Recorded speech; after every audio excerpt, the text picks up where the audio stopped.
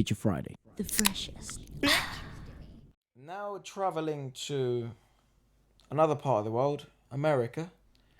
America. We've got one of the albums that I was looking forward to the most for this week, which is Ungodly Hour by CHLOE and Halle. Yes. Oh my god. And because they have made, so good. with the music video, one of my favorite songs of the month so far, which is Forgive Me. And also we also watched, was it Do It?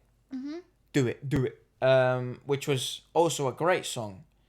And the album itself, apart from being a ride, it's like dude, again, I always say this sentence, and sometimes maybe I shouldn't say it so often because it loses meaning, but there's levels to the game.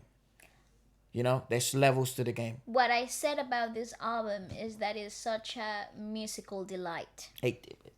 It's so for people that aren't really into the whole depth of musical arrangements and stuff, this is an easy album to listen to. But if you're really into the New Orleans rhythm and blues, old school jazz, if you're really into the layered voices and vocal arrangements, you find gems in this album. Like, it's golden. Where did you say they were from? Georgia? Atlanta. Atlanta. Yeah, I think. They're from Atlanta? Yeah, I'm Sure. pretty sure. Let me have a look. I have it here. Atlanta. Right. Georgia. They have the brilliant taste of music. Yeah, You can just tell. the South, the Southern influence really plays off, like, to their advantage here. So it goes intro, of course, and this is really good intro. It works perfectly because we've heard it before, so that they've introduced it in the Forgive Me music video. But I just said that it works perfectly and it cohesively. It works with Forgive Me, which is obviously done on purpose, and I think that's what an album intro should be. It should be about you bringing me into your world. Yeah, the world that you have created. Whatever that may be. I said we need more of that idea, more of that concept in modern day albums. Lady Gaga did it incredibly this year. Freaking beautiful. I think one of the best people that done it. Bryson Tiller. Insane the way that guy does that. Tory Lanez On Chick Step with the whole skits.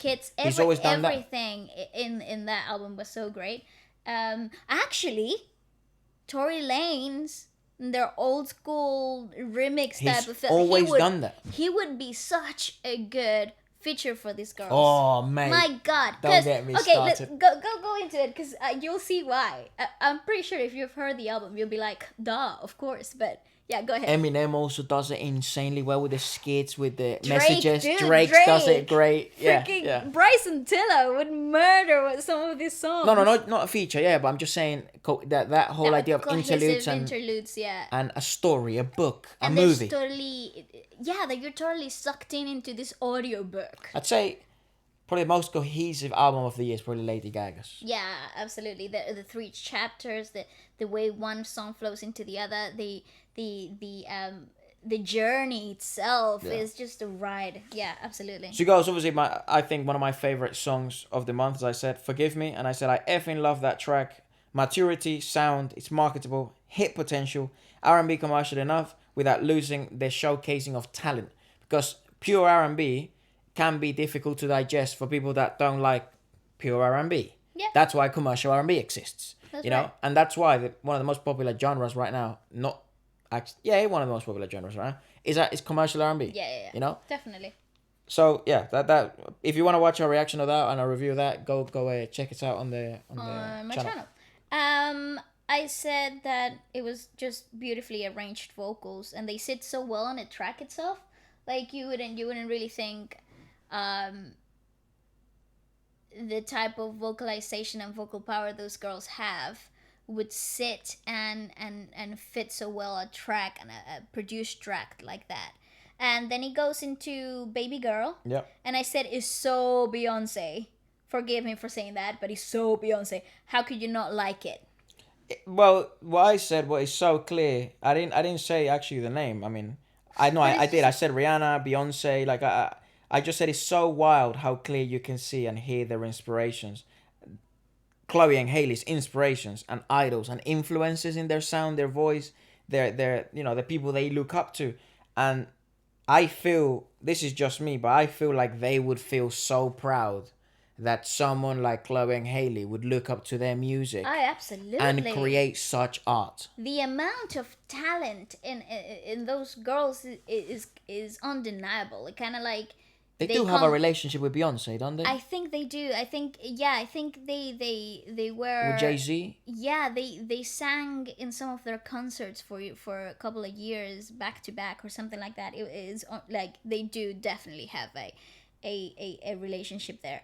I said that the layered voices in this track, they're so great. Like, they're so smooth that you barely hear them. Mm-hmm. But they just you feel them. You don't have to hear them. You kind of feel them in the song. And they give that depth. They give that fullness, atmospheric vibe to the whole song, which I said that it was very unusual combination. It was a very unusual chord progression, but the riffs and vocal runs are just so clean, so beautiful. And is that girl power vocal anthem like feel to it, right? So like feminine power type thing. I really liked it. And I love the fact that it has that heavenly mixture of modern edge with early 2000s R&B that was so great, you know? I said, well, very similar to what you wrote, actually. And the way we actually do the notes is we just listen to it and we're pretty much in a different couch each. We don't talk to each other. Because so we don't contaminate each other's ideas. Yeah. And then also, it's just genuine than when we talk here. Yeah, you know what I mean? Yeah. So I said, good vocal layering. It's outstanding layering of vocals and of like sub levels, as you said, sub levels of music. There's so much more music going on underneath the music, and the mixing is unreal. I feel like I'm going back in time, yet it's new, and I'm so happy this type of R&B is back. I feel like I'm going back in time. It's new. The beat production is very peculiar. It slaps. Not afraid to try uncommon chord progressions. Yes. They are true singers. I was gonna say what the most surprising thing for me was throughout, because I was checking the lyrics as we were going. Yeah. The most surprising thing for me is that they composed and wrote so much of this stuff. Brilliant. So that's why it's such a great showcase for these girls. Like this is the greatest way to portray yourself in the music industry. You're sitting in a really high chair right now. Dude, I'm gonna say, mark my words. Where this type of songs, the more they grow, and I think we're getting to like the best Chloe and Haley now.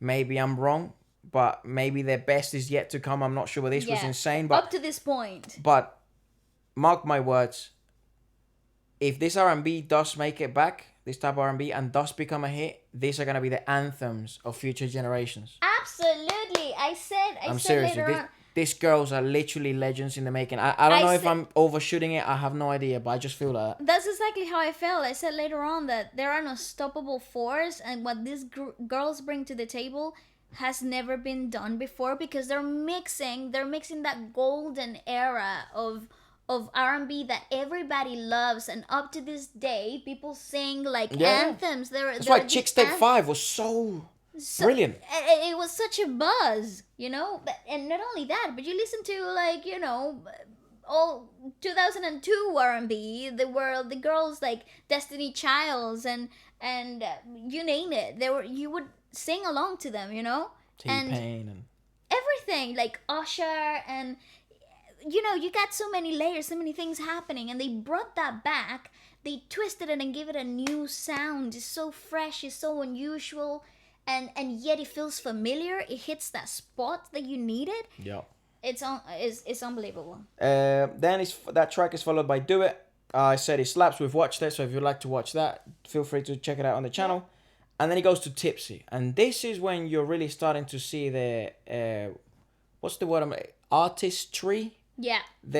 their true form, you know, which is they take risks, they're experimental, they're singers, they're artists, they like to create pictures that are difficult and complex and abstract to understand, because Yeah. it was a weird track, but it makes so much sense because it's about being tipsy. However, it is a risk you take when you're this experimental. You can lose people. We were talking about it earlier. You can lose people.